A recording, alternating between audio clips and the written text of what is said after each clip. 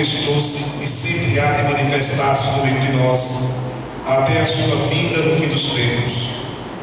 Nos ritmos e nas vicissitudes do tempo, recordamos e vivemos os mistérios da salvação, o centro de todo o ano litúrgico e o tríduo do Senhor crucificado e sepultado e ressuscitado, que culminará no domingo de Páscoa este ano, a 20 de abril.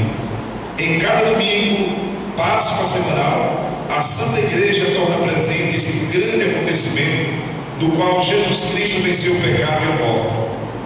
Da celebração da Páscoa do Senhor derivam todas as celebrações do ano litúrgico: as cinzas, início da quaresma, a 5 de março, a Ascensão do Senhor, a 1º de junho, Pentecostes, a 8 de junho, primeiro domingo do Advento, a 30 de novembro.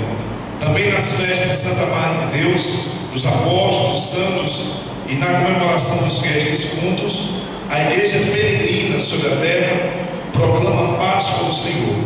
A Cristo que era, a Cristo que é e a Cristo que há de vir, Senhor do tempo da história, louvor, glória pelos séculos dos séculos. Amém. Irmãos